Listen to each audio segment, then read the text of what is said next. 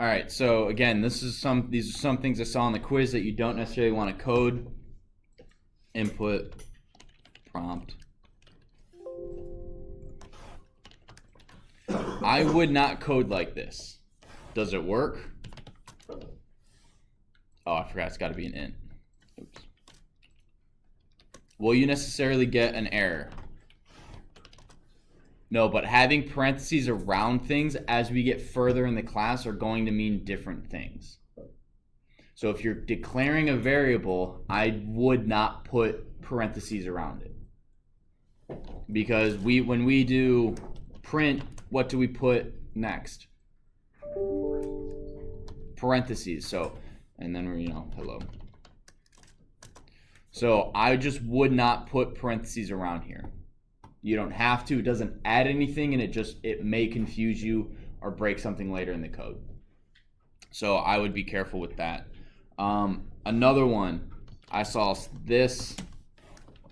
I saw a lot of extra stuff with parentheses. Does this break it? No. Later in the class, we're going to go over what are called sets and tuples. At least I think we're going to go over sets in this book, which are created, different types of variables are created by different types of punctuation. So we have sales, this is a number, but we could also have sales as a list, which if you just have brackets like that, it designates it as a different type of variable. You could have sales as a dictionary, which is another type of variable. You could have sales as a set. Oh, no, you can't do that. Sales is a set. You could have sales is hello world.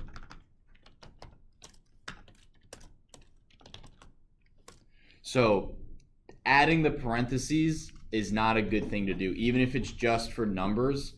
And it may, if you're doing a very advanced, if you're doing sales and it's 18 times 4, and then you have to add, because that's the 4 quarters, but then you got to add tax on top of that, so then it's 0.06 times 18 or whatever. That's different.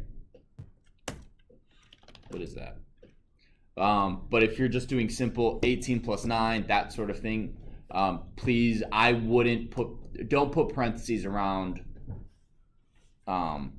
these sorts of things. Don't put parentheses around the values of a variable unless you know it's needed. So for like order of operations, obviously here, you could argue it's not needed here, but don't do like sales is 18 plus 9.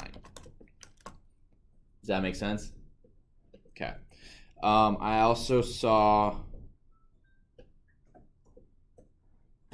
I saw this where it was like 5 is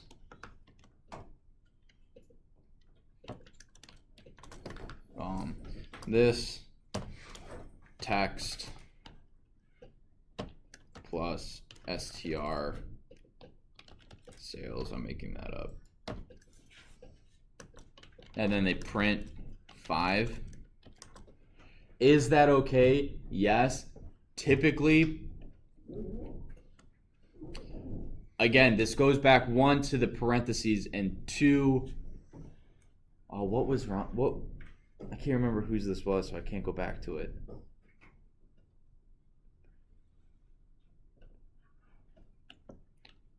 Did they then do?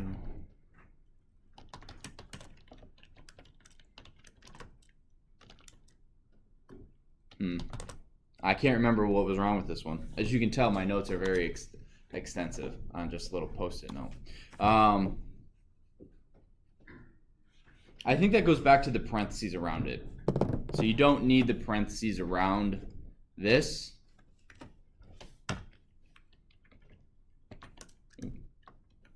You can just have this. Does that make sense? And last but not least, in certain, so someone did number, and this is int 42. This is not wrong, this is just redundant. Who can tell me why?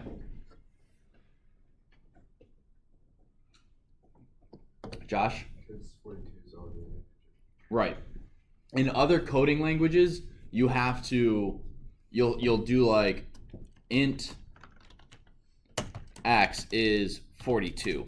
You have to declare what type of variable it is before you create it, but with Python, it reads that this is already an integer and automatically creates it as an integer variable. So it's not that this is wrong. This might be, again, I can't remember whose this is. So this might be a remnant, or hey, I've done coding in something else. This is how you have to do it, and it just kind of carried over. You don't have to. It's just a bit redundant. You guys, are there any questions so far? No? Ooh, cool. All right, so what I would like you guys to do real quick is this is just a little bit of review, a little bit of practice, because practice with coding is how it's how you see errors before they happen, or once an error pops up, you go, I know exactly how to fix that, like lickety split. So I want you guys to make 5 inputs from the user. So open up the console, just write 5 inputs. 1 is a string, 1 is a float. No, 1 is a string, 2 are floats, and 2 are integers, and do some sort of math with those and then display the result of the math. So for example, it's like x is, I'm gonna ask for name, age, wages, hours, and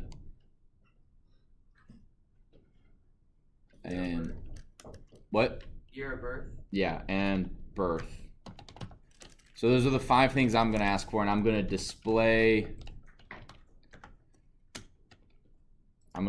name followed by you are age, and in 10 years you will be birth year, obviously plus 10. You will make it, if you work hours at wages, you will make total money. So this is actually what I want you guys to do. Ask for these 5 variables: name, age, birth year, wages, and hours, and then I want you to display the name. You are whatever age they type in, and in 10 years you will be however they will be old in 10 years. And then if you work certain hours at wages, you will make this total amount of money. Does that make sense?